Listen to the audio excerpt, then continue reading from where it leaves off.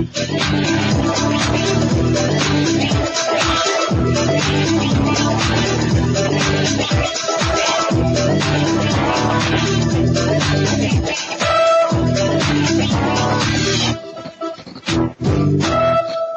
morning, good afternoon, good evening, wherever you are on this beautiful planet Earth. This is your host, Rebecca Jernigan, and you're listening to Journeys with Rebecca right here on wolfspiritradio.com and also at Revolution Radio at freedomslips.com, Studio B.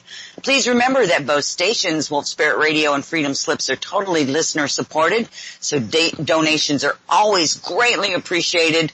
And they're really needed in order to make a difference that allows the wonderful host and their guests to continue to provide you with the best and latest information. And of course, it's not mainstream. And please don't forget to visit my website. That's journeyswithrebecca.com. Check out the archives, upcoming guests with their topics, any classes or workshops, as well as setting an appointment for your session. Don't forget about signing up for the newsletter, Twitter, and also my YouTube channel. All of those can be found on the left-hand side of the pages on any of the pages of my website. Joining me tonight is my engineer-producer, JP, and co-host Tobias, as well as my beautiful... Hey, this is Maxine Taylor, and I'm not available. That's Maxine Taylor. Maxine Taylor, and she's not yet available, so... Yeah. So here we are. Hang on just a minute. JP, take over for a second. Okay, well, tonight, we'll be, speaking with, with Maxine Taylor. And hopefully in a few seconds, that's going to happen, is that she's actually going to pick up. So it's very nice to speak to you again, Rebecca. And, Tobias will also join us soon, when he seems to be online, but, maybe he's, just making his cup of coffee for the show or something like that. Okay. Maxine, do we have you online? Yes, you do. Oh, that's fabulous. That's marvelous. So, everybody's here. Tobias is not here yet, but, Rebecca is. Welcome back to your show. Thank you, JP. Thank you for holding on. I looked down and thankfully I had my cell phone next to me because our lovely guest that I was just beginning, to talk about, was actually calling me. And she had been trying to call me when we were trying to call her. So there's what happened with that. But I want to talk about, my beautiful guest for tonight. She's just a fabulous lady. Again, Maxine Taylor, she's an international astrologer. I can't wait for you guys to listen to what she has going on. But let me give you a little bit of information about her. She is actually based outside of Atlanta. She truly is a visionary. She's got over 45 years experience in spiritual work. She's an internationally known astrologer, an energy healer, a spiritual coach. She's a teacher, a speaker, and a published author. One of her greatest gifts is the ability to awaken people to the truth of who they are and empower them to transform their lives. Maxine's mission in life has been to uncover spiritual truth and apply it to practical aspects of living, and she's devoted herself to sharing her wisdom and her experience with others to assist them in leading more successful, fulfilling lives. Now, her journey actually into astrology started in 1966, and when we get her on proper here, I'll have her fill in the blanks for that, because there's a wonderful story that she needs to share with everyone. But let's jump ahead a little bit to the year 1979, when she learned a method of emotional healing that identified childhood programming and explained how to release it. And this gave her a really broad understanding of human nature and laid the groundwork for her life-transforming classes, webinars, and her Amazon #1 best-selling book, Move Into the Magic. Maxine has always had an interest in energy healing, and she did Reconnective Healing with Dr. Eric Pearl, author of The Reconnection, an international bestseller, and she also went on to study matrix energetics with Dr. Richard Bartlett, the best-selling author and founder of the powerful matrix energetics in 2008. Maxine then developed her own unique healing technique, and maybe she'll talk a little bit about that again tonight, called Star Matrix. And then in 2003, Maxine began a new phase of her spiritual career by becoming an ordained minister through the Universal Brotherhood movement.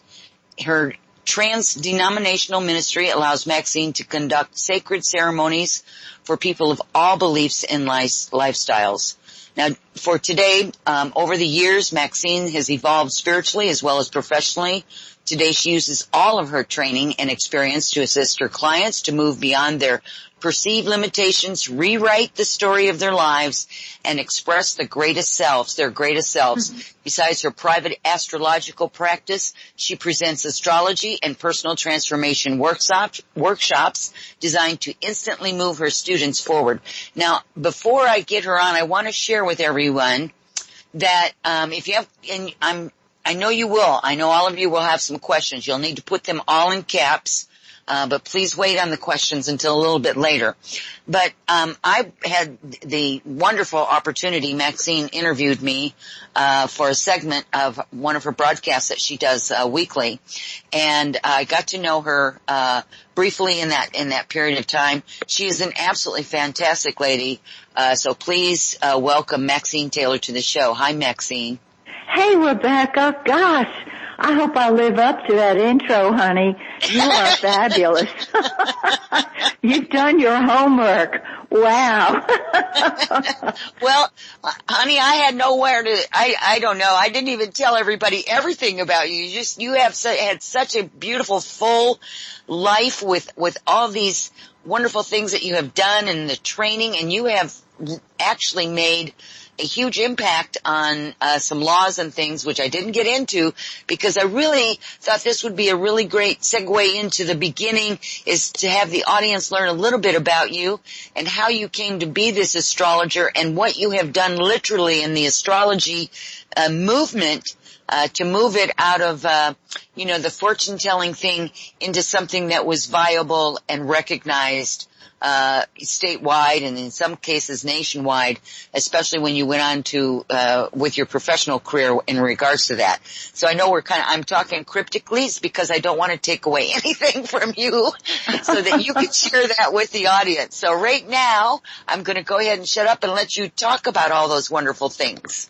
Oh my God, you sound just like me. When I interviewed you on my YouTube channel and my radio show, we had such a good time. I could have talked to you all day. And thank you for having me on your show tonight. I'm really looking forward to connecting with lots and lots of people. Let me start by saying, back in the 1960s, astrology was considered fortune-telling all over the United States. And I was a school teacher. I taught high school French and Spanish for several years, and I didn't know anything about astrology. So I moved to Atlanta, and within 1 week, I promise you, within 1 week of moving to Atlanta, I was out on Lake Lanier in a magnificent houseboat. And I met a woman who was much older than I was, and she started talking about astrology. Now, I was a total skeptic. I thought that anybody who believed in astrology really didn't have a grip on things. And P.S., there's nothing worse than a convert. So I'm talking to this wonderful lady on this magnificent houseboat, and she starts telling me all about me based on just my sun sign. And I promise you, within a minute and a half, I had totally done a 180, and I was fascinated. So I started studying astrology locally, and back then you didn't advertise. It was, as I said, considered fortune-telling. And after just a few classes, I found out how difficult it was to cast a horoscope, because this is before computers, this is before the internet, this is before cell phones. Good grief, it feels like it was before hot and cold running water, but it was a long time ago. And so I realized I wanted to be an astrologer. And when I checked into it and found that it was fortune-telling, well, I was living in Atlanta. And back in 1966, when I moved to Atlanta, it was incredibly provincial. It's not the universal city that it is now, or at least the international city that it is now. So I went to and I had been studying with a group of older ladies. Remember, I was in my 20s, and a group of older, wiser ladies. And I said I wanted to legalize astrology, and they were horrified because they were afraid of what the neighbors would think. And finally they said, look, if you think you can get it legalized, okay. And I went to the Cobb County business license place and sat there after school for days on end with the guy in charge of business licenses. And after a while, it occurred to me nothing was happening. And so I picked myself up and found the chairman of the Cobb County Commissioners. I knocked on his door. I introduced myself, and I said, I would like to have a hearing with your commissioners. And by this time, I was so frustrated with the guy in business licenses who did nothing for months. I came right to the point. He asked me why. I said, I want to legalize astrology and get it off the books as fortune telling. At this time, when I went to see him, astrology, because it was considered fortune telling, you could get a fortune telling license, but it was $1,500 a year. Well, back in 1966, $1,500 was like $15,000. It was out of my range. And so I had to do that, and I said, I want to legalize it, get it off the books as fortune telling. And he was a charming man. His name was Ernest Barrett. Well, there's a parkway in Kennesaw named after this beautiful man. And so he said, we're having a commission meeting on Tuesday at 7 o'clock. Please be there. Well, come Tuesday, my knees were knocking. I was so scared to death. Even though I was a teacher and used to speaking before classes of students, this was a pivotal point in my life. And he called me finally up to speak, and all the commissioners were sitting high up on a dais, just very, very judge-like. And he asked me why I wanted to legalize astrology, and I forget what I said. But what I realized, without realizing it, was that everybody wants to hear about themselves. So I went around the list of across the dais, asked everybody their birthday, and told them something about themselves that was marvelous. And he called, when I was finished, County Commissioner Barrett said, I believe we're going to grant this lady her wish, and he called the business license guy up to the front of the room, and I thought, wonder what he's doing here. Well, he had been summoned, and so astrology was changed to a profession, and instead of paying $1,500 a year, you paid $100 a year, and this was in November, so they allowed me to purchase the first license in the country, to my knowledge, to practice astrology for $10. Oh. And I drove home on cloud 9. And I told the women I had been studying with, I've got an astrology license. And instead of being overjoyed, they were horrified because they said, well, how do we protect the public from the unqualified practitioner? Because back then I called it the kitchen table science. You practiced on your kitchen table and you had your astrology books laid out and all that. They said, we need an examining board. Okay, that was my next step. I went to see a friend of mine who was on the Atlanta Board of Aldermen, and I did his chart, and he said, the Board of Aldermen now are establishing the Atlanta Board of Astrology Examiners, which is still in existence, and I'll tell you in a minute why it doesn't matter, but that's a whole other part of this story. At the same time, I had a bill introduced into the Georgia House of Representatives to legalize astrology in the city of Atlanta because I lived in Cobb County, or I was practicing then. I could practice in Cobb County because I had a Cobb County license. But I wanted people in Atlanta, the women I was studying with, who knew so much more than I did at that time, I wanted them to be able to practice. And so I had a bill introduced. It was passed and signed by the governor, And so it became legal in the city limits of Atlanta, and again for $100 a year. That is how the whole thing started. Fast forward to the Internet. Back in, I bought my Atlanta license because I was on the Atlanta Board of Astrology Examiners and I wanted to support them. I bought a home in Cobb County in the year 2000. And I thought, I'm in Cobb County. I think it's time to buy a Cobb County license. Well, long story short on that one, in their infinite wisdom, the Cobb County commissioners had rescinded the law. And it was back to fortune telling. Oh. And so I said to the person, he was very, very officious, very proper. And I said, well, what do I do? How about if I practice astrology over the Internet? He said, oh, in that case, you don't need a license because nobody's coming to your door. Now, prior to this, I had an office in Buckhead, which is the business district in Atlanta. I was practicing astrology. I had been CNN's on-air astrologer. And so I was doing astrology on CNN all over the world. So the reason they rescinded the law was they said they didn't want people coming to my door and bothering my neighbors. Well, my neighbors could care less. They love me, I love them. But he said, if you practice over the Internet and nobody comes to your door, you don't need a license. Well, guess how I'm practicing astrology now? Guess how everybody is practicing astrology all over the world. There is no reason with the Internet for anybody to have a license.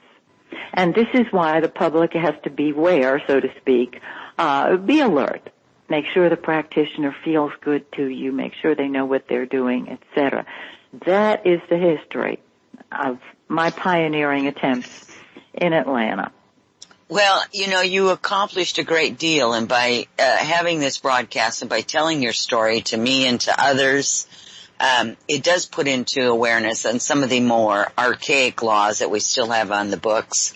The same thing goes in any state if you are a spiritual advisor or a spiritual counselor, whatever you want to call yourself, a reader, whatever.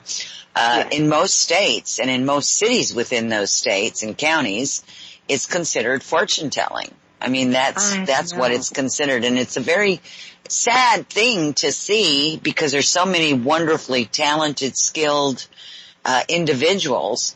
But doing it over the Internet is a better way. But it does take away from that ability to meet people face to face. There are some people that still like that, still like to meet face to face to have whatever information that you're presenting to them. So, but you have been a huge, obviously, you put yourself, on the map, so to speak, Maxine, especially with your run on CNN as an on-air astrologer. And you notice they don't do those kind of things anymore, which I think is very sad. I just don't see that kind of thing on TV anymore. It's become very different than what it was.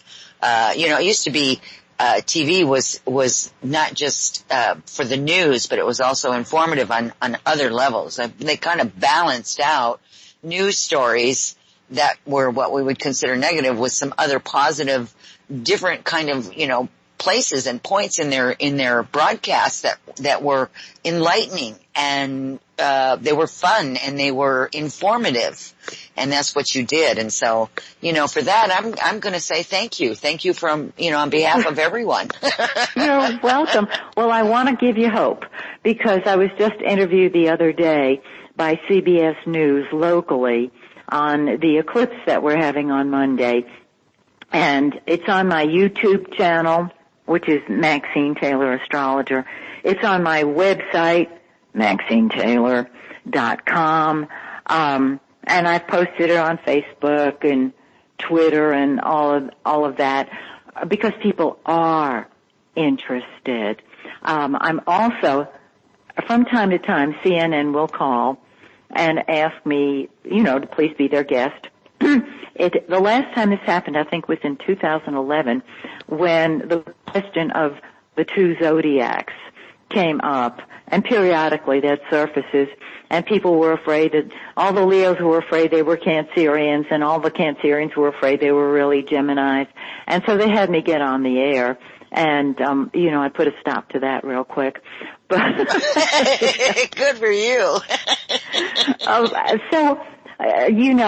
that's on my website too. You live long enough, you do a few things that are notable, and so if you have a website, everything's on it. And I encourage people to look at everybody's website. If you're looking for any type of service, check them out. Go by how they feel.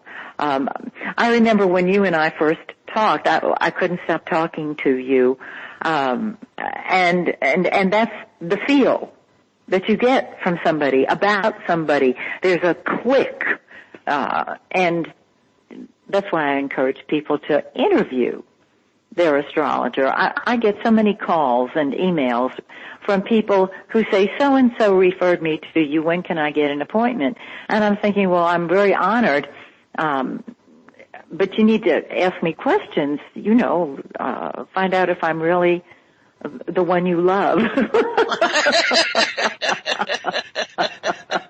That's cute. I like that, Maxine. Thank you. You're free to use it. You take it and run with it, honey.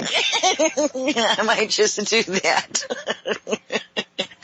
Well, it's a fascinating story. Honestly, that's just fascinating. And I want to share something with you that I didn't share, especially after I was reading your bio, and I was writing it down and doing some stuff on there today about it, and I was like, well, my goodness, what really got me into what I will call the metaphysical aspect of life was years and years ago, again, before internet, before cell phones, before all of that stuff. I actually did my own chart. I bought one of those really big astrology books, and you had to write everything down. You had like all these reference materials, and you had to flip through, thousands of pages of stuff to get the information about your birth date and all that. I mean, it was like an encyclopedia. It was super thick. I don't even remember the name of it right off the top of my head. So I did my own horoscope, or my own astrology rather. And, the big thing that shocked me, in that was how much of it was actually me. There was a lot of it not all of it was me, but there was a lot of it that was me, in there. And it was like a trigger mechanism, so to speak, to broaden my information on astrology. And I have to tell you, I am not an astrologer. I could never get there. I love astrology. I love hearing people, tell about it, and it does come up sometimes when I'm doing private sessions.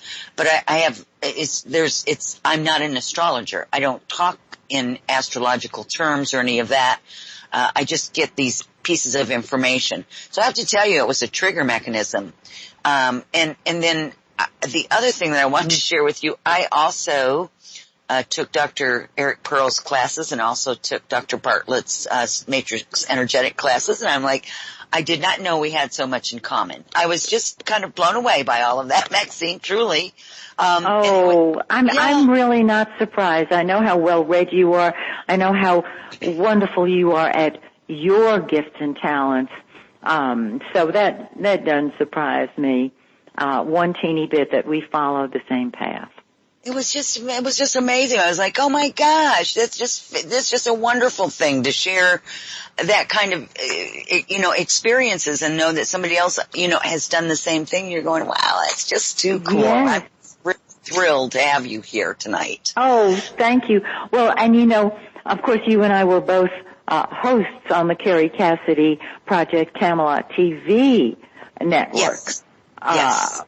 Which I know is no longer in existence, but it was a wonderful opportunity back when it started. It was, there we were, and didn't even know it. That's right. I think that's just interesting. There's just so many synchronicities, and we just don't know where those synchronicities will actually end up manifesting themselves, into your own, cognizant, space, right? So it's wonderful. Yes. So let's talk a little bit tonight. I want to share with the audience because I didn't really put down a whole bunch of information about what we were going to discuss tonight on my website. I just made it really brief. Obviously, you're going to, be doing the 12 astrological signs. It's just kind of a general thing. You're also going to be talking about the Trump's August forecast, and we'll talk about that in a little bit. And then, of course, the whole USA August forecast. But also, we're going to get into these eclipses. We had one last week, and then we're going to have a big one next week, a week from today, as a matter of fact. So you and I talked about that, it was a perfect time is to put you right in the middle between the two of them so that you could talk about what has happened, with the first one of last week and what does the one next week, what's the hairbringer of information on that? And we're also going to talk a little bit more about your books and I want to hear about the star matrix healing modality as well. So I'm not sure if you where you would like to start with tonight. I don't know if you want to start with the eclipses, if you want to start with your healing modality. I'd like to leave that kind of up to you as to how you think the flow will go for you. Well, since we are between two eclipses, I'd be delighted to start with that. And can I talk about something that I'm my August special? That's not really what we have on the agenda right now, but I'd love to mention it in view of what we're talking about. Absolutely, absolutely. Please plug away. Okay. Excuse me. Between two eclipses, whenever we have an eclipse, things happen. I always call an eclipse a cosmic kick in the butt because it propels us forward. Now, having said that, the planets do not make us do anything. They don't trigger anything. But it's easier to say what they bring, they trigger, etc. They reflect where we're at. If we want to know where we're at, all we have to do is get our forecast done, and we'll see where we're at. Well, with these two eclipses, there's so much going on in our world. It's coming to a boiling point. So I periodically offer a special because people need the information they can get in a forecast, but sometimes they can't afford it. They've got kids to feed. They're working 2 jobs maybe. So I have an August special. It's a 30-minute video that I do for anybody who wants it. This is just a really affordable price. It's $100. And what I do is, it's on my website, MaxineTaylor.com. And you just go to the website, you send me your birth data. That's the month, day, and year where you were born, the city and state, and the exact time you were born. And you click on it on the website. PayPal, if they take you to PayPal, PayPal is happy to take your money. They don't care how you pay for it. They just want the money, and that's fine. And I am doing a 20 to 30 minute video on either your birth chart or your forecast for the coming year.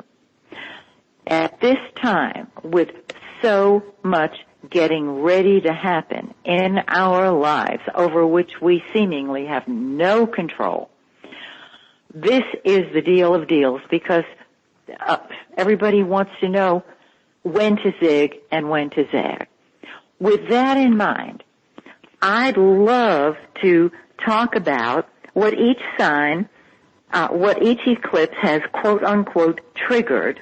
Well, the August 21st eclipse will trigger it.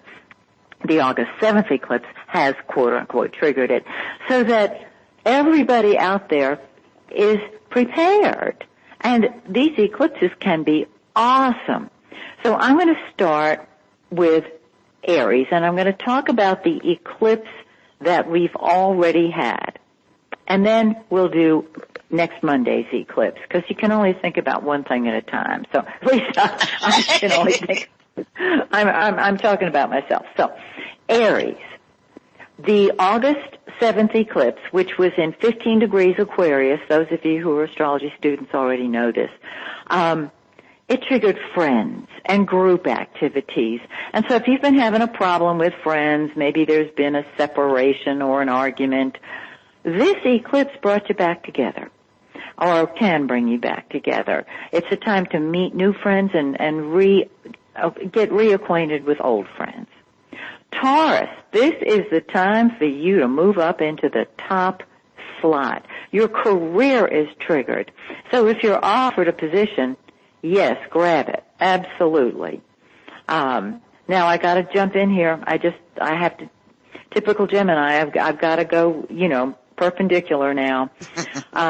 Mercury is retrograde until September 5th. And my advice is not to begin a new project while Mercury is retrograde, but to tie up the loose ends of unfinished business. So, this August 7th eclipse is going to be with us until January of 2018. So and it'll be strong. All these eclipses will be strongest 3 to 4 months later. So November and December, it's going to be strongest. My suggestion is wait until after September 5th, and then if you have an opportunity to take on a new career, a new job, do it. Gemini, your whole outlook is expanding. You're seeing the truth. And when you see the truth, you realize you have options open to you that you didn't know you had before. This is absolutely phenomenal for somebody who's a teacher, a writer, a traveler. It's a great time for higher education. Cancerians, you want to be alone right now. You are looking for privacy and solitude because you're a psychic detective by nature. And that is really kindled right now. So you're looking beneath the surface at what is really going on rather than the effects of what's going on. Mundanely, joint finances. Very, very important. If you're in business and you've got money issues, not issues, but projects going on with other people, now is the time to go forward. Now, of course, Mercury's retrograde, so after September 5th. But it's a time of transformation for you. And it's out with the old, in with the new. So don't be afraid. Move forward. Leo, partnership is triggered. Whether it's personal or business, you are out there talking to other people. Other people are calling the shots, whether you like it or not. They are. That's what's so. If you're single, now is the time to get out there and find somebody wonderful. Virgo, your work is triggered and your health can improve under this particular eclipse because it's a full moon eclipse. So things came to a head, and they'll come to a head 3 to 4 months from now, which is November and December. This is a time that you want to be of service, which is your nature. You love to be needed. If somebody says, I need you, that translates as, I love you. Libra, it's time for fun. This eclipse triggered fun and games, and if you have kids, it triggered them. So, your social life, throw yourself into it. If you're an artist, express all of your talents. They are just there to be expressed. Scorpio, which I think is the most powerful sign in the zodiac. With Scorpio, it's all or nothing. And if we have time, Rebecca, I'll give a thumbnail sketch of each sign that will really inspire everybody. Okay. Scorpio, this is the time, this eclipse helped you with your home and your family, real estate. There may be a parent, excuse me, there may be a parent in your life who requires your attention or whose attention you require. And this is a time to spend good quality time with family members. Sagittarius, You love your freedom, but what is triggered now are your ideas. You are a motor mouth. You are expressing everything that you're seeing. You're ready to travel, but you need short distance travel and short time travel because you're getting bored very easily. Capricorn, you're going to love this. Your money is triggered. And everybody says, oh, I wish I was a Capricorn right now. Capricorn, your money and your values come to a head, and this is awesome. I don't have to elaborate. You know what that means, more income. Aquarius, you do what you want, when you want, how you want with this eclipse. Change your appearance, change your approach, but most importantly, do it your way. Aquarians, you usually do, you march to your own drummer, but even more so now. And Pisces, you require more solitude and privacy than usual. Whenever a sign needs solitude and privacy, but particularly Pisceans, who need a good bit of it, I always say, once a day, you're a dreamer, and once a day, you return to your castle and add another room. And if someone imposes on your castle while you're dreaming, you simply fill up the moat, pull up the drawbridge, and swim away.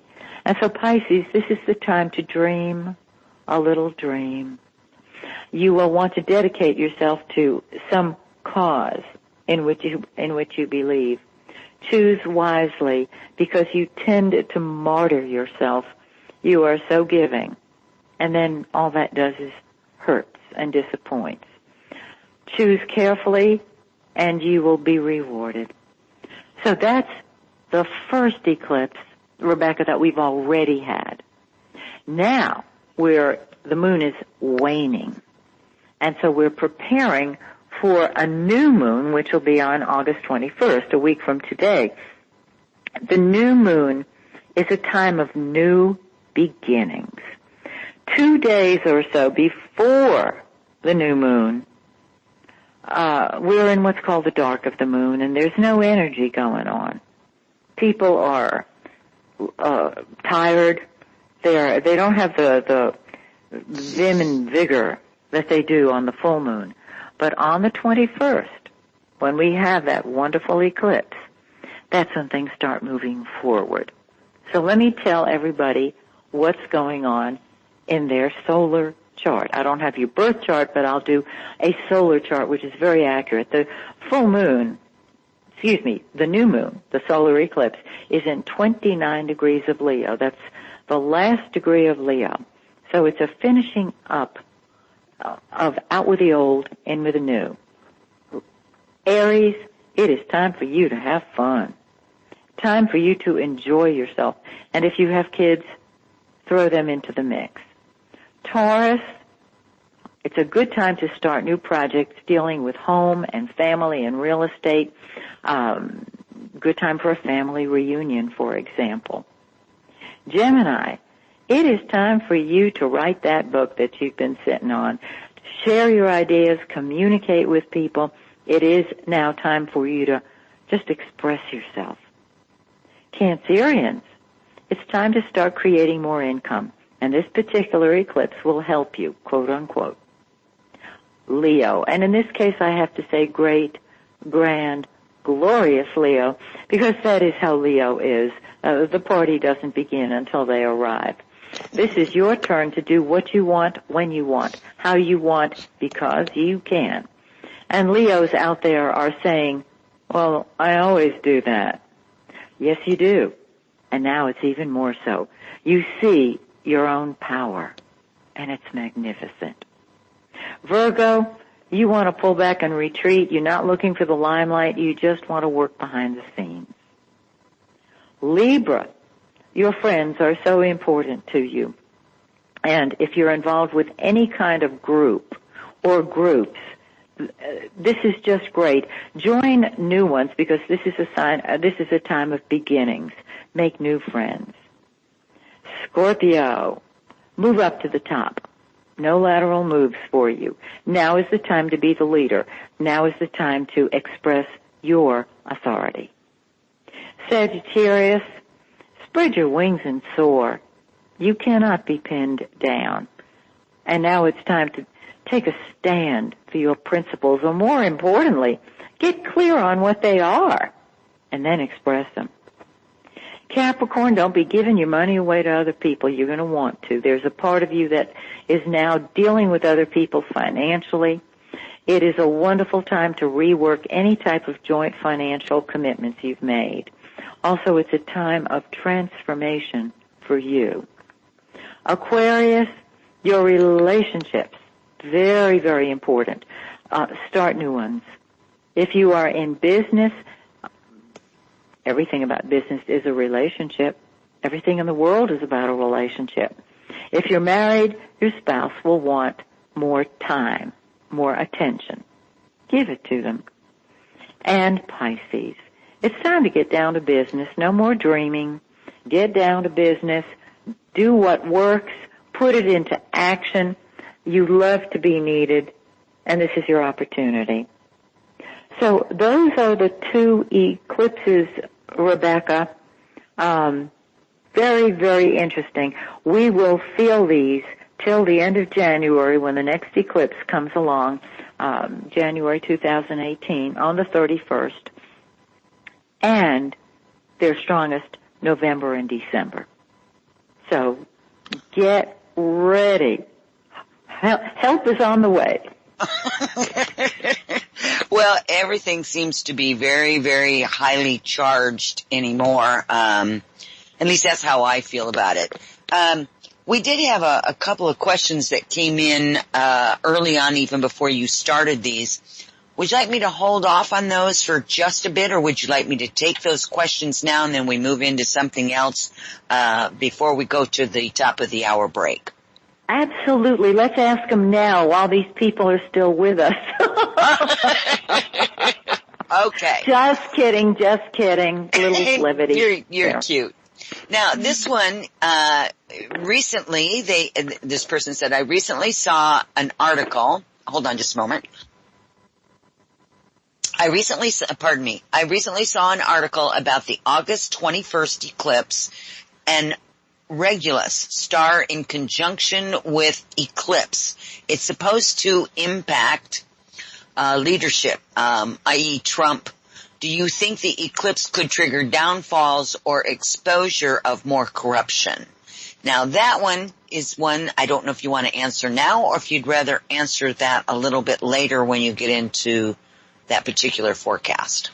I'd like to hold it for now because I have so much to say about that. Yes. I have my Trumpology report, which is on my YouTube channel. I started doing that when the candidates, all 4,000 of them, threw their hats in the ring for the presidency. And what I've done, every time somebody's been hired or fired, I have looked at Trump's chart and compared that person to them. Then, most recently, I've been doing monthly forecasts on Trump and the United States.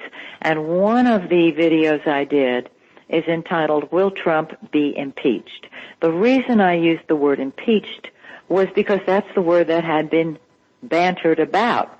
I changed it in my video to be, Will he leave office? After just, 3 days, that video had 12,000 views. It's up to 20-something now. That might be something that your audience might like to look at. I will tell you, when we get to it, what I put in that video, and you can get the details again visually on that. So, yes, I have a lot to say about it. Let's hold that particular question for just a little bit. Absolutely.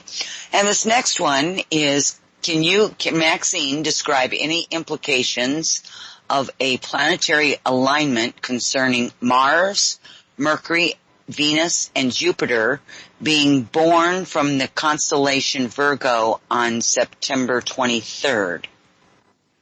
September 23rd. I'm not sure what they're asking for. Let me just look and tell you what's going on, okay? Okay. First of all, you cannot pull planets out of thin air. You have to read them in the context of your chart, of your birth chart. And this is why when somebody says, "Oh my goodness, we've got this planet is doing such and such," my question is always, well, how is it affecting your chart? If it doesn't do anything to your chart, don't worry about it. If it does, then look at the entire chart. So, having put that out there, here we go. September 23rd. Venus in Virgo, conjunct Mars in Virgo, which is love and hate. And that's all we've got in Virgo. Hang on, let me double check here. Excuse me, I was lying. Mercury is in Virgo as well. Mercury rules Virgo. When Mercury's in Virgo, there's lots of details, lots and lots of details going on. Cross those T's and dot those I's. On that very same day, between the 22nd and 23rd, the sun moves out of Virgo on the 22nd and moves into Libra. So there's always a shift in the energy when the sun changes signs. Venus in Virgo, quite lovely, conjunct Mars in Virgo. Venus is love, Mars is anger, and so that's what's going on. Now, you might say, well, how did it affect me? And that is the $64,000 question. That's the question I want everybody to ask. How much does that affect me, if at all? So I wouldn't worry about a conjunction. I wouldn't worry. Wherever that falls in your birth chart, that is the area that is triggered by Mercury, your thinking, Venus, your love nature, Mars, your passion. Wherever Mars falls, the transiting Mars going round and round in the heaven right now, that's the area that comes first to you during the time it's in that particular house, that area of life. And it's what you'll fight with or fight for. Venus is what you love. Mercury is what you talk about. And the sun on the 23rd is in Libra, which is a totally different energy than Virgo. I hope that answers that person's question. If I didn't, maybe they'll ask it a different way, and I can respond again with more detail. Sure, I think that was probably more or less what they were looking for. But if not, they can certainly rewrite the question or send it again, and we can certainly look at that, later. That's for sure. So we have about, let's see, 7-8 minutes, maybe, something like that. I think is what we have before the break, at the top of the hour. One of the things that I wanted to get to was we talked about, or I mentioned the fact that you had written your Amazon #1 bestseller, Move Into the Magic, and you also have some other books. Now That I've Cast It, What Do I Do With It? And then the Earthbound trilogy, and your soon to be completed Take Back Your Life. Obviously it's available on Amazon. That's a no-brainer. But why don't you just briefly go into a little bit about the topic of Move Into the Magic, and any other pieces of information you want to give out. Sure. For the next 5 or 6 minutes before we go on our break. I can do that very quickly. All my books are #1 bestsellers on Amazon, I'm happy to say. My first book that I ever wrote, Now That I've Cast It, What Do I Do With It?, was the question asked by all of my astrology students, because we didn't have computers then, and we learned to cast them by hand. And so years ago, I had the actual 4 steps that we used to cast the chart in it. This is, excuse me, this is a fabulous book for the astrology student who wants to be an astrologer. It lets your inner astrologer express itself. It's very easy to understand, and people have saved it for years. They've brought it to me when I've given talks, and I know because it's fallen apart. They've had it a while. That's the first book I wrote. On my website, I have The Stargazer's Motherlode, and that is a compilation of all 5 books I've ever written on astrology. It's only available on my website, MaxineTaylor.com. The other books, the Earthbound trilogy, is science nonfiction. I say it's nonfiction because it's based on experiences that I've had and other people have had. It's about an extraterrestrial coming to Earth, 3 of them in fact, and walking in. It's about walk-ins. And the stories I've told are true. It's not great literature, it's not a tome. It is true stories based on my credo. So there's an adventure in there. And these people basically save planet Earth. Of course, happy ending. The other book, Move Into the Magic, is one of the classes that I taught. It helps you see the commitments that you made as a child that still hold you captive. And the book I'm writing now is the sequel, Take Back Your Life. I teach Take Back Your Life one-on-one to everybody who is ready for it. It is for the advanced student who is ready to make a quantum leap forward. It helps you see how you bought the universally popular, it's a universal message that you're not good enough. And I have a technique for recognizing it and releasing it. And this is for the person who really is ready to transform their lives quickly. I do this class probably in 2 sessions. It's about 3 hours per session, and it's life transforming. I also do Move Into the Magic the same way, online, one-on-one. And this is what I love to do. I love astrology, but I saw that astrology couldn't answer a lot of the questions, which is I saw how to read programming, our hidden messages from Mommy, Daddy, Grandma, and Grandpa. And so one of the books I've written is called Hidden Messages, and it's in my Stargazer's Motherlode. I had to say Motherlode because it is. It is a compilation of all of my books, and it will show the astrology student how to read parental programming. It's there in the chart to be read. And then once you see it, well, it's time to release it. So I take you from your birth chart to your forecast to beyond. And that's what my books do. I hope that answered everybody's questions. Wow. Geez, Maxine, I did not realize how many books that you had written and what the actual topics and the information was in those books. I mean, my goodness gracious, that's just totally awesome. Thank you. It's deep. I'm terrible at cocktail parties because I don't make small talk really well. You know what? I love you.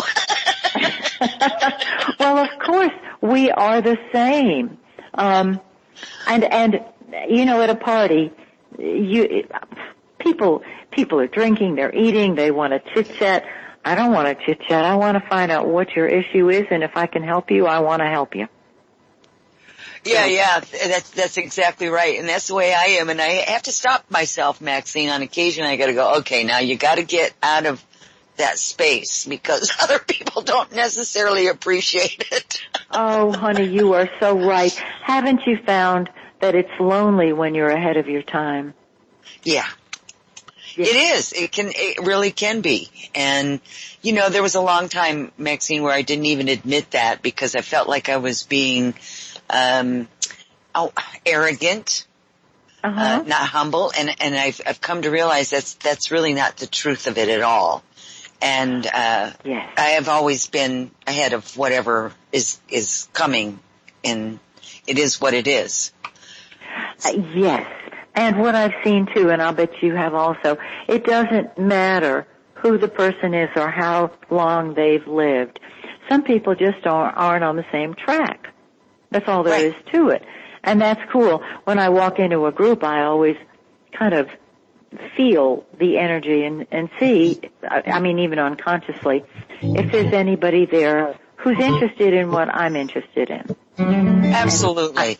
And we have our break for music, and we're going to take a short break. But please don't go away. Maxine Taylor is our guest tonight. We've got a lot more coming. Stay tuned. You're listening to Journeys with Rebecca. Welcome back, everyone. You are listening to Journeys with Rebecca right here on wolfspiritradio.com and Revolution Radio at freedomslips.com, Studio B. Tonight my guest is Maxine Taylor, and I want to announce that next week on the eclipse, the 21st, I will not be here, but my lovely, wonderful co-host, Tobias Burrell, is going to be here, and he will be talking to Stuart Swerdlow, somebody that we haven't had on Journeys with Rebecca in a while, so it's going to prove to be a wonderful show. I'm hoping to be able to catch it myself. I'm actually going to be basking in the energies of the eclipse, and it's going to be quite a treat for me, and it's going to be quite a treat for you to have Tobias take over the helm for the night and interview such a lively, wonderful guest as Stuart Swerdlow. So I wanted to make that announcement. And also, if you have any questions for Maxine, please do post them in the chat room in all capital letters so that we can get those answered for you. We still have one that we will get to that we talked to her about earlier. And I want to welcome Maxine back. Hello, Maxine. Hey, you know I'm having such a good time on your show. Glad. You're a marvelous host. Oh, well, thank you. You know, and the guests really do make it that way. Let me tell you, I so enjoy this conversation. The information that you're sharing is just, and so does the audience, I have to say. We're just enthralled. There's a lot of conversation between JP, who is my producer, engineer, Tobias and myself here, as we were talking on the break, and I will be asking you to return, and we'll talk about that off the air later on. But I will be asking you to return, and hopefully you will grace us with your presence again. That would just be lovely, because you're just a fascinating woman. You've got beautiful energy, and wonderful information. So I appreciate you, Maxine, for being here with us tonight. Thank you, darling. Thank you. And yes, I'd love to be on your show again. Absolutely. All right, and we're gonna talk about a lot of different things in the upcoming shows, but tonight we want to make sure that we cover everything that kind of lays the groundwork of who you are. And you know, I have to tell the audience, you contacted me when we got the information that Project Camelot TV was taking down the site on YouTube for the shows that all of the hosts had done on Project Camelot TV, and you had contacted me, and I was like, I know that lady. I know her. I know I do. And then when you called me, I was like, I remember you now. Names, for some reason don't stick with me, but voices, it's like the energy behind the voice. It's just like, to me, it's like looking at somebody's face and I can remember who they are. It's like a trigger mechanism. It's the voice. It's an energy signature. And what a lovely visit we had, I have to tell you. And it's been fascinating. And by the way, I have some lovely people in the chat room, also, Maxine, that have also posted some of your links to the videos that you had talked about. So they're just lovely people here in our chat room, and I want to thank all of them for being here and being who they are. Just very loving presence with all of the people in the chat room as well. So it's fantastic. Oh. Now, we kind of got a little bit cut off, but I want to make sure that in before we move forward here, that you got all of you talked to all the information, shared all the information. I'll get it out. I promise I will. You shared all the information on any of the books or anything like that you wanted to share with the audience. Was if there's anything else that you would like to add to that, now would be a good time. I think I covered it pretty much. You know what I found, the energy being what it is, if I mention something and somebody is in tune, I can say A, B, C, D, E, F, G, H, I, J, K, L, M, N, O, P, and the energy will resonate with them, and they'll know, that's the book I'm supposed to get. It's just incredible how we pick up empathically from one another. So, thank you. I'm ready to move forward. All right. So, do you want to go into some more of the forecast, or would you like to talk a little bit about the star matrix healing modality? I'd be very interested in that. I considered myself kind of a professional student for quite a few years, where every energy class that I could take, anything from anyone, I took, and I gathered all of this information up, and I just held it to me, and it still runs through me, all the different courses and information, and of course I changed it into my own thing.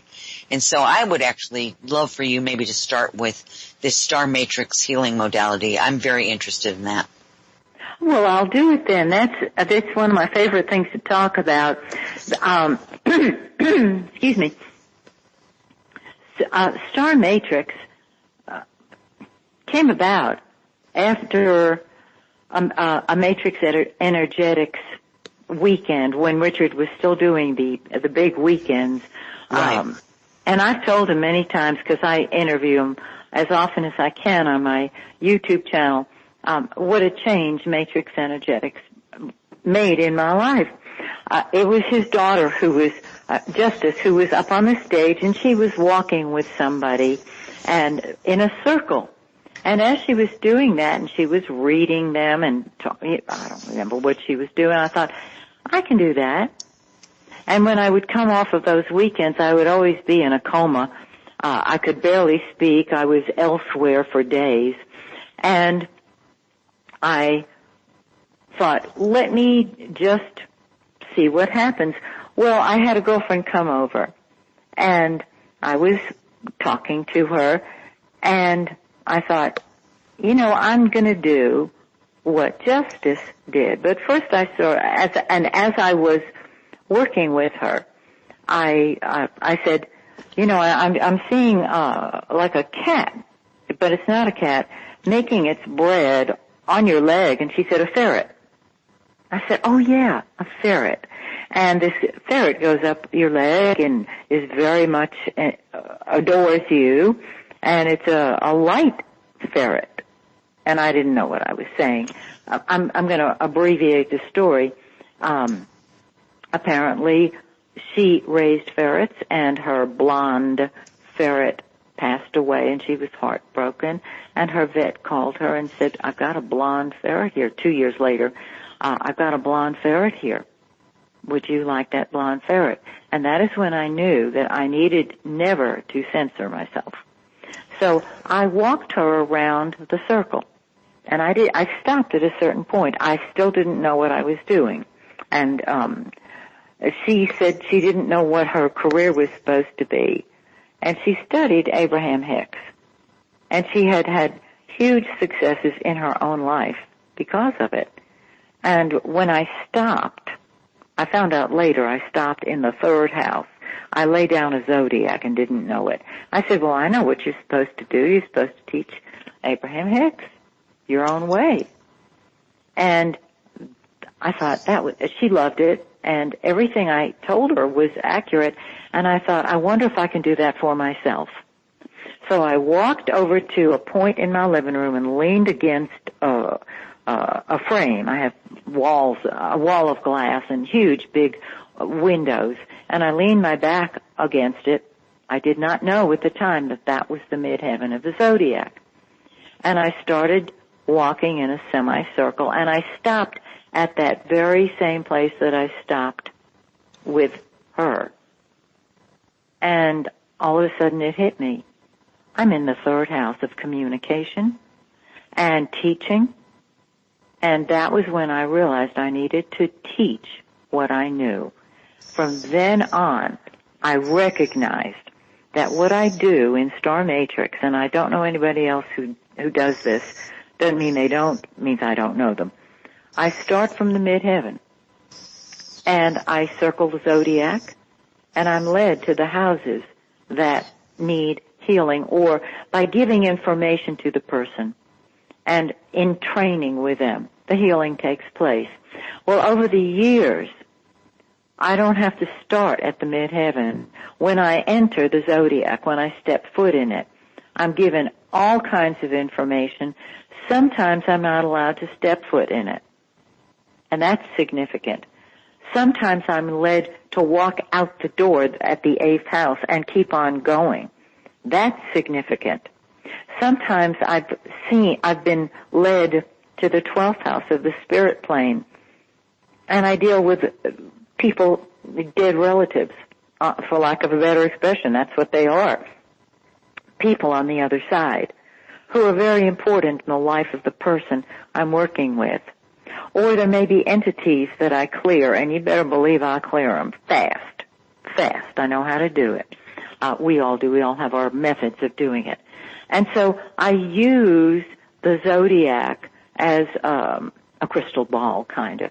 And if I'm in the zodiac, it's one thing. If I'm pushed out of the zodiac, it's another. Everything is symbolic of what I'm supposed to tell people. And now I don't have to walk the zodiac. I'm led to the place that is important. I like walking the zodiac, though. It's cool. And so I have done physical healings, emotional healings. I say I haven't. It's coming through me. There's no Maxine in this. And I love it. And what's so interesting, and I know you know what I'm fixing to say, when I give an astrology reading, or when I do a star matrix healing, I'm reading myself and I'm healing myself. Because the law of attraction is alive and well. And the world is my mirror. And I know that everything is a sign. And I'm digressing for a second, but many years ago, I didn't know this, it was in the 70s, and I had just broken up with a boyfriend, and I was a wreck. I was just, a wreck. And I was giving readings, of course, the whole time. It was like I was the living dead. And my readings for a period of time were saying exactly the same thing. Make it through till June and you'll be fine. And I thought it was so unique that when people called, I would say, I don't even have to do your chart. Listen, make it through till June and you'll be fine. And they insisted on coming over anyway for a reading. And it was only after doing this about 15 times. I'm a slow learner sometimes. Then I realized my guides were sending me all these people to tell me that if I'll just hang in there maybe another month or so, I will be just fine. The minute I had that realization, the readings changed. And I was able to do different readings. Well, with a healing, too, it's the same thing. I don't do healings like Richard Bartlett does. He's a genius. He's brilliant. I'm not a doctor. When I took his last seminar here in Atlanta, it was his holo seminar. I forget what it's called. Holo sets. And I ran out and bought a biology book, an anatomy book, because I thought the only way I'm going to understand this is if I know anatomy. I do it my way, and people are lifted up, particularly if I make contact with somebody on the other side. I don't always. but I've quit questioning what I get. I've also had times when I became like a walk-in, trying to find a way into them. And I didn't want to say, you're getting ready for a walk-in experience. It should be beautiful. Because I didn't know if the person was aware of what that is. Sometimes it can freak people out. And so I've been given the correct words to use to make them receptive to this beautiful spiritual entity that's getting ready to be part of their life. So, what was the question? I totally forgot. I just asked you to explain the star matrix healing modality. I think that was just kind of mesmerizing, I have to tell you, Maxine. I was right there with you. Thank you. I'm sure you do it too. Anyone who's an empath, our spirit guides are just waiting to make contact, waiting to be recognized by us, waiting to come through. And I probably mentioned to you, once a month, I do a free full moon ceremony at the Phoenix and Dragon bookstore in Atlanta. And I usually get about 35 people there. On the eclipse, we get many more. Last week was the lunar eclipse, and we had 53 people there. And what's remarkable about this is that one part of the ceremony is a star matrix healing that I do for everybody present. I do it very quickly, and I get a mantra for everyone. And I share it with everyone. So if you were in a circle and it was your turn, I just go around the circle, and it was your turn for me to do a star matrix session. I don't want to say healing because it implies you're sick. So I call it a star matrix session. And let's say I got that you were at the brink of a total transformation that you would love, and not to be afraid of it. And so the mantra would be, I let go of all fear and I move forward into my personal transformation. Well, then everybody says that because everybody wants that. And so I do my star matrix healings in less than a minute apiece, maybe a minute apiece. And the last time we did it on the full moon, on last Monday, I was told that we were going to be having an initiation, which happens periodically, and everybody made contact with their higher selves and moved forward in their own spiritual path to the next highest level. And when I was finished, nobody spoke. It was so awesome. Wow, so, Maxine. This is how I use Star Matrix. And, at some point, it may be I might need a bigger place, but I've been at Phoenix and the Dragon for about 10 years, 8 to 10 years, doing these wonderful full moon ceremonies. And I get so much out of it, I'm practically levitating. And so it's pretty self-serving. Well, it is and it isn't. I mean, if it was just all about you, it would be self-serving, but it's not. So, thank you.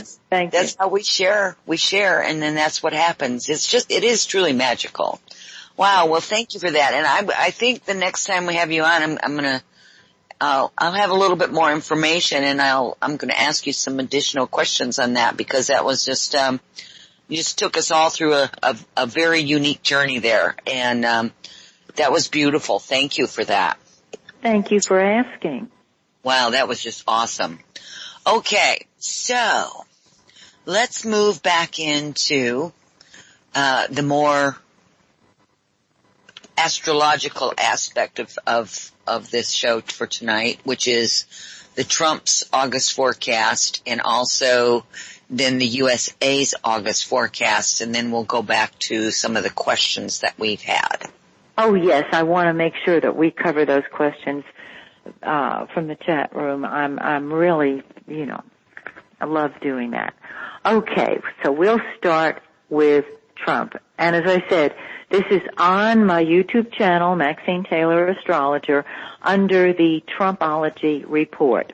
But I'm going to tell you what is going on in Trump's chart. First of all, where do I even start? Okay, there's so much going on.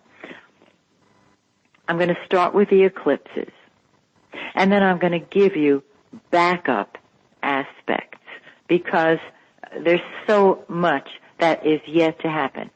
The August 7th full moon eclipse triggered, fell in the, I'm going to give astrology students some astrological information. If you're not an astrology student, just ignore it, okay? But they like to have information. The full moon was in, excuse me, I'm not used to talking for this long. I'm sorry. That's okay. It was in 15 Aquarius. It fell in his 6th house of work, health, and service. In addition, that 6th house is our employees. You know where this is going. He fired a few of them. He'd been firing a few of them, little by little. And this particular eclipse had him pulling away, giving up some of the behind-the-scenes control that he has had. Well, when you keep firing people, and when health is involved, and remember, in his case, we're talking the Health Care Act. When you pull away from your control, you get, from being controlled as well, you get down to business. Believe it or not, his public image is still intact. I know that his followers, you know, a lot of people, his detractors rather, will say, well, his likability has, and trustworthiness has fallen, but he's definitely focused on his public image. And he's still focused on his employees. The second eclipse that we're about to have, the new moon, is huge in his chart. It falls right on his ascendant. It is 28 degrees Leo, 53 minutes. His ascendant is 29 degrees Leo, 58 minutes. It's within 1 degree of his ascendant. It's also on his Mars. Let me address the ascendant first. When you have an eclipse on your ascendant, or your sun, or your moon, he's got it on his ascendant, it's a new life. It's not a new chapter. It's a whole new book. An eclipse on your ascendant says, I'm doing it my way. Well, he does do it his way, but we ain't seen nothing yet.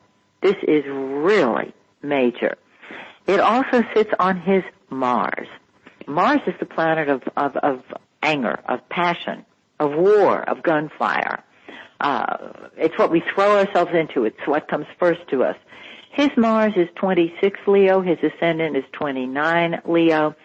Mars, the planet of war and anger and conflict, is sitting 3 degrees from his ascendant. The ascendant is your physical body. It is the most personal point in the chart. It describes you better than anybody. This is a me chart. And that's why when I predicted who was going to be president, I didn't have a handle on Hillary because her birth time is off, but I didn't think Trump had it because his whole, the day of the election was me. Well, I came to see that was him, and I changed my prediction. This eclipse sits on his Mars.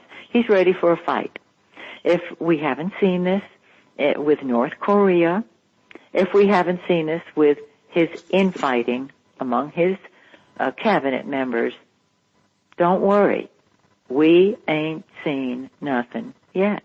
This is going to continue and be at its peak. At its peak, November and December.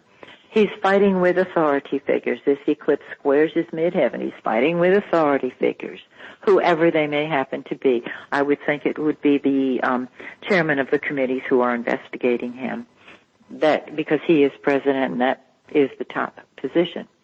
Now, having said what I did about that eclipse on his ascendant, let me tell you what else is on his ascendant, so that when I say it's a me game, you understand very clearly. Mercury is retrograde right now. Mercury is confusion. It's in his first house. It is going to go direct, meaning it's going to come out of its retrograde motion on his ascendant on September 5th. Once again, the ascendant is me. I'm doing what I want, when I want, how I want, because I can. With Mercury retrograde, he's at loose ends. When it goes direct, he's not at loose ends. Mercury is communication. We will hear. We'll always hear with him what he's thinking.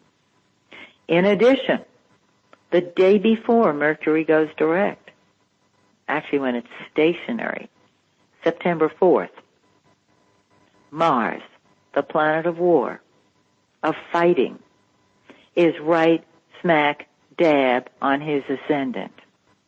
We ain't seen nothing yet. You get the picture now.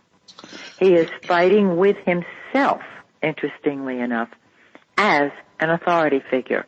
Very, very interesting. Now, in addition to what I've just described with the eclipses, the sun is going to sit on his ascendant, on his Mars and his ascendant this month from the 19th to the 22nd, next week. The sun is the giver of life. It's the center of our solar system. It is our focus, our world. So, if we thought he was confident before, we ain't seen nothing yet. Mercury, as I said, will go direct on his ascendant. Mars, the planet of war, the planet of fighting. The planet, when Mars crosses your ascendant, yours, mine, anybody's, we feel like we have been shot out of a cannon. It's out of my way or the highway. Trump has exhibited this before. But with Mars on his ascendant and the sun on his ascendant and Mercury on his ascendant and the eclipse on his ascendant, we ain't seen nothing yet. Now, Saturn, the planet of reality and often restriction, has been sitting in his fourth house of home, family, and real estate. When I saw this, it sits on his moon and his south node. The moon is what we're instinctively drawn to. The south node is from the past lives.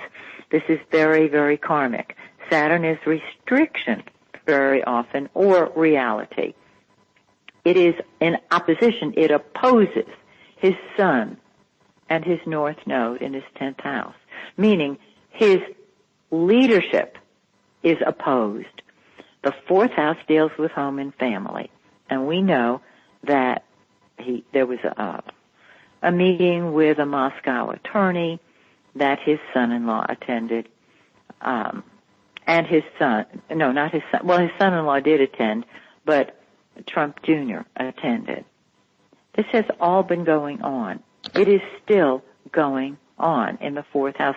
I didn't understand how this was going to manifest when I talked about it earlier, when Saturn approached his south node in moon, and I said home, family, and real estate.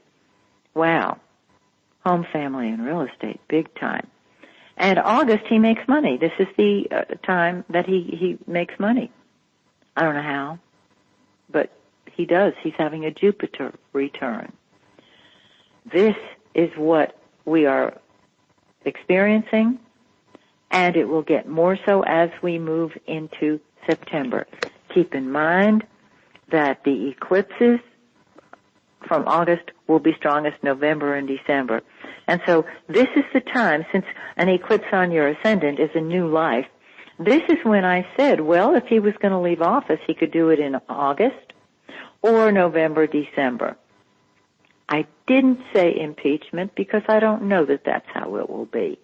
But we've all heard Trump talk about how hard his job is and how he wishes he was back in his old life where he was wheeling and dealing. Well, he's been wheeling and dealing, and that's what's surfacing now. So, that's Trump. Now, let's look at the United States, because it's very important to have the whole picture. And I'm shuffling papers because I'm trying to find, here we go, August, the United States of America. Alrighty. I'll start with the August 7th eclipse. It sits at the very top of the United States chart, which is our public image. It is the party in power. It is the president. And it sits on our moon in Aquarius. The moon equals change. A moon in Aquarius in our country's chart. By the way, there are a lot of different USA charts going around. I use the one that's 7 Gemini because it works for me. You know, astrology is a crystal ball, and everybody uses the one that works for them. This has proven to be very accurate. It's the one I used on CNN when I was their on-air astrologer to make political predictions, which is so funny because I'm not political. But anyhow, the eclipse is on his moon, and the moon means change. Even though the moon and midheaven are beautifully aspected in the United States chart, it does show that there can be anger amongst the populace, but there's also a very lovely aspect that says that there can be progress made in congressional public hearings and large gatherings of political leaders, in politics, and in schools and sports. Now, we've recently, yesterday, had this horrible confrontation between white supremacists and people who oppose them, and it's been horrible. We have had to deal with anger amongst the populace for a while, and this is simply part of it. So, with the August 7th eclipse, Trump is triggered. Our public image is triggered, and we're not just talking about with North Korea. So the president and the presidency and the Republican Party, because this is the party in power, this is all coming down the pike. Then the solar eclipse on August 21st in 29 degrees of Leo emphasizes, it falls in our fourth house in the United States chart, deals with real estate, domestic affairs, weather, crops, and the party out of power. So this deals with the Democrats. Very, very interesting. It shows that there is something about first of all, the upper courts come into it, foreign travel, higher education. I'm talking about the things that this area rules. The Supreme Court, just all kinds of foreign travel and communication with foreigners. There is an adjustment that the United States is making in that area. Now, the sun sits on our midheaven, which means our public image comes to light, which is great. But there is fighting and rebellion on the part of people. We've seen that. There's not as much in the United States chart as there is in Trump's chart, except that August 7th eclipse, the full moon. And that is where our image in the world is being questioned and where there can be a change in the leader of our country. That's it. Questions? Wow. Okay. Well, let's get back to that question, because I think for the most part you've answered it, but I'm going to read the question again. An article about the August 21st eclipse and regulations in conjunction with the eclipse supposed to impact leadership, i.e. Trump, do you think the eclipse could trigger downfalls or exposure of more corruption? Yes and yes. Yeah. That's what it sounds like anyway, doesn't it? It does. But the thing is, there can be more exposure of corruption. We've seen exposure of corruption, but we still have not acted on it. So, the Republicans have been very supportive of Trump, defending him. So, I'm not sure what it would take.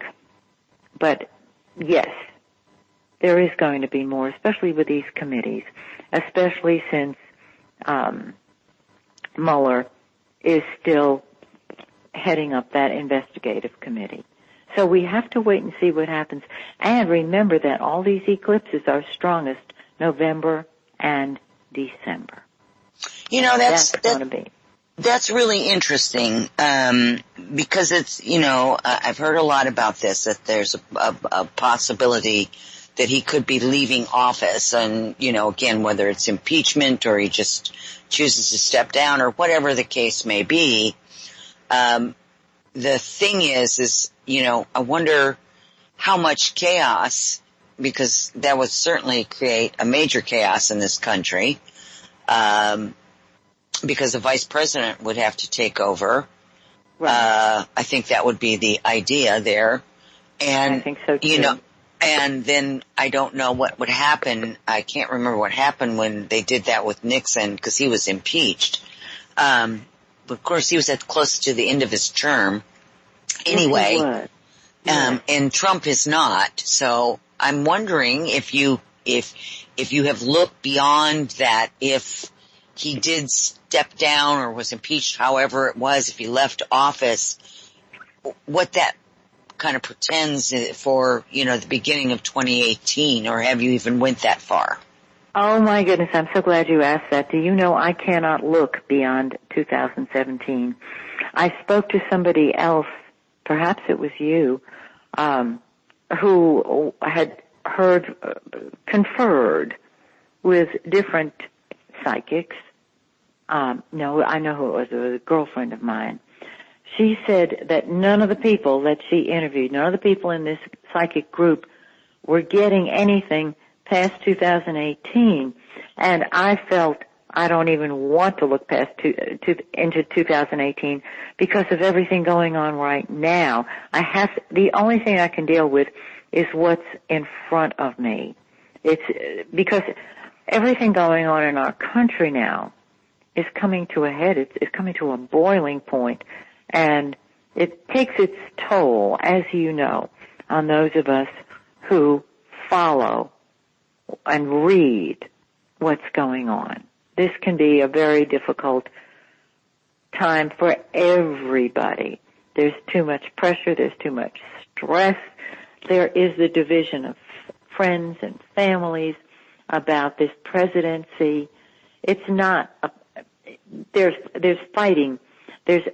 People are getting sick. They don't know why. They're scared. They're upset.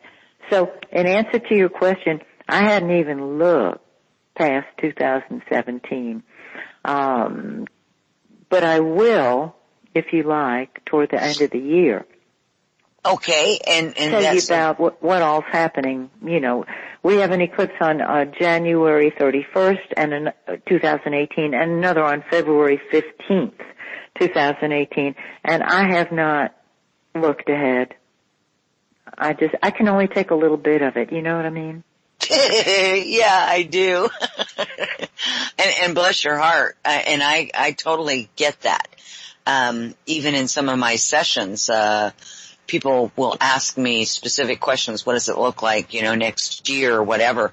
And sometimes that road is just totally blocked because they have things that they need to do, or information that's coming forward that they really need to focus on in the here and the now, and not even 6 months down the road.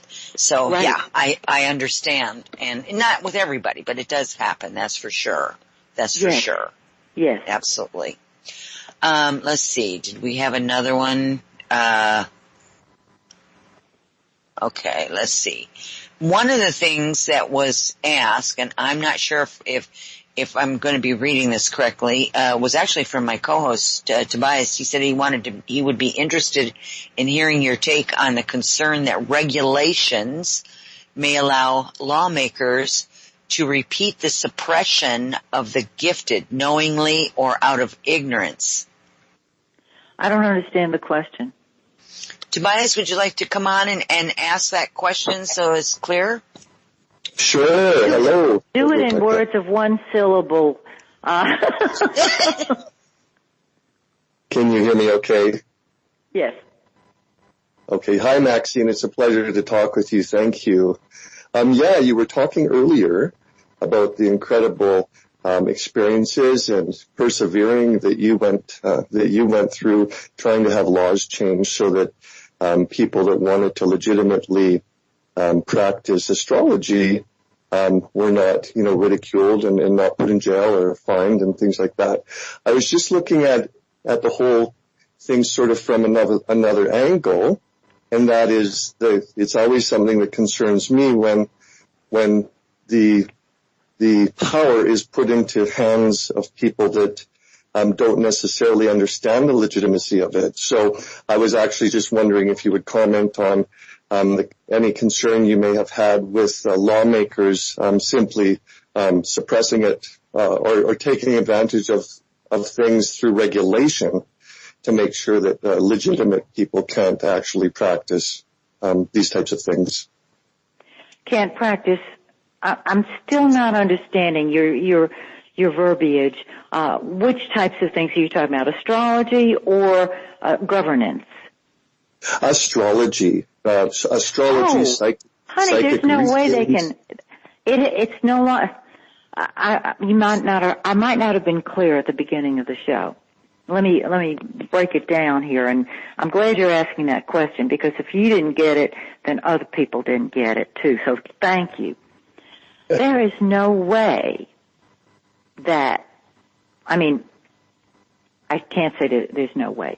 There are thousands and thousands and thousands of people practicing astrology now. It's out of the closet. I'm not sure, nor would I understand why they would want to suppress astrology. What people in authority do is they laugh at it. They make fun of it. And that's, fake news, that type of thing.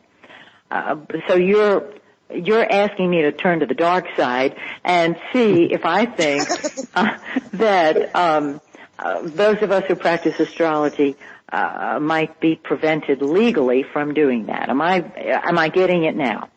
Yes. Okay. I don't have any feelings on that. I don't come from fear. I'm serious.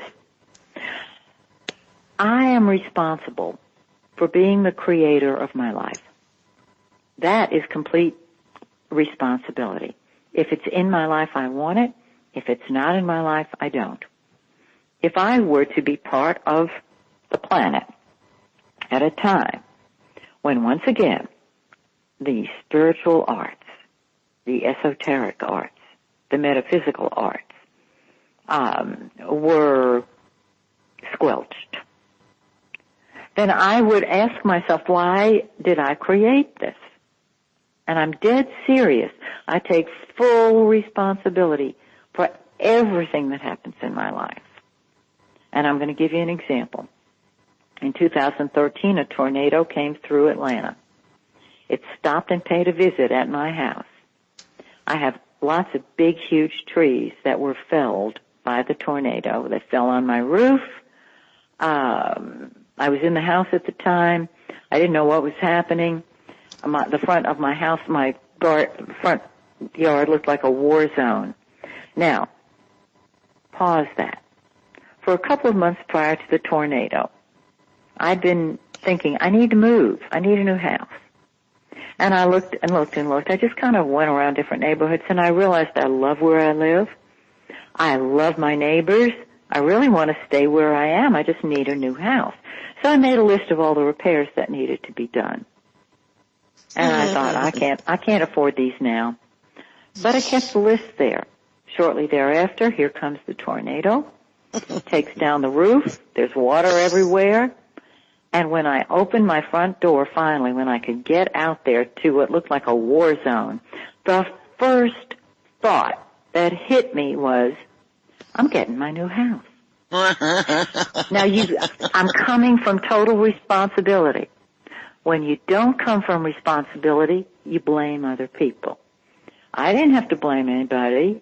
I thought, well, now I know in the future when I ask for something, I have to be very, very clear on how I want it delivered. Because I know that thoughts are things, and if I want something, it's going to happen. I'm very powerful, so are you. Everybody is. Okay. Good old State Farm came in. They rebuilt the house. They kept most of it. They did a new roof, and I have a new house, which is what I had said I wanted. In the same, not just the same area, on the same lot. So getting back to your question, if whatever it is, I have created my life to take place at a time where our government is doing what it's doing. I have created everything that goes on in my life, from illness to success. So, what if? I'll deal with it when it happens. Because I've invited it. Am I making sense to you? Oh, it's perfect sense, Maxine. Absolutely. I love how you're speaking to perseverance and progress, because so many times, people get hooked up on the what ifs, like you said. So absolutely. I love it. Thank you. So glad. And I really do see, we had a civil war many years ago, and we came out of it better than ever. Some people might argue that. But we have thrived. We have had wars. We have had devastation. And we, as a nation and as a world, there are people not doing as well as the rest of us. But without sounding cold-hearted, that's their creation. They chose that. Perhaps in order to help people. Perhaps in order to elevate the planet. I'm here to elevate the planet. And it starts with me. I know what I have to do. Sometimes I'm a little lazy and I don't do it. And that's the truth. I have to tell the truth. And then an eclipse comes along, gives me a cosmic kick in the butt, and there I am, moving forward. So we're going to be fine. And the truth is, people say, well, the worst thing that can happen is death. People are afraid of death. I'm not. We have everlasting life. And those people who have come through from the other side have shared this with so many, many, many people. So, yeah, what we're doing is living a dream. This is the dream. The other side is where it's at. And the veil is like a wall sometimes between the two planes. So, when people make their transition, we miss them terribly. It's true. We grieve. And that's the circle of life. And I'm looking forward, when I cross over, to reconnecting with some of these dear friends. Because we travel in karmic groups. And when we get on the other side, we say, okay, now listen, we're all going to reincarnate in about 40 years.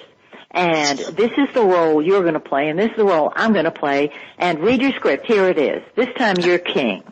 Next time she'll be queen. But right now you're king. Oh, and you're the bad guy. You're going to be the bad guy for everybody. And we'll decide how we come back. And that may sound very far-fetched, but I kind of feel like that is probably the way it goes. So I'm going to quote my dear friend Rebecca, I'm going to shut up now. Oh, you're so fun, Maxine. Tobias, thank you so much for asking those questions. And Maxine, thank you for that absolutely wonderful information that you shared with everybody, because it really is very valuable. It does. It allows us to really stop and take stock. And I think it's really extraordinarily funny, and not in a funny haha way, about your story about the tornado in your new house. Because it's like, and my mother, and this is one of the few things that my mother used to tell me, and she used to tell me this from when I can remember, and I do remember her saying these things to me, and I remember that there was a deeper level to what she was saying, which is be careful what you wish for, you just might get it. And yes. So it's on the same lines of, we are creators. Our thoughts do create. And just like your thoughts created that situation where it stopped in front of your house and paid you a visit, you did get your new house. And it was the way that it came about. I mean, it's just amazing how these words and how these things that we take for granted, that we aren't really consciously aware that it's an idea here that we all need to watch our thoughts, because we do create. Yes. We can create this chaos. We can create this animosity. We can create this judgment because we're judgmental, or we're feeling anger towards the Republicans or the Democrats, or whoever it may be.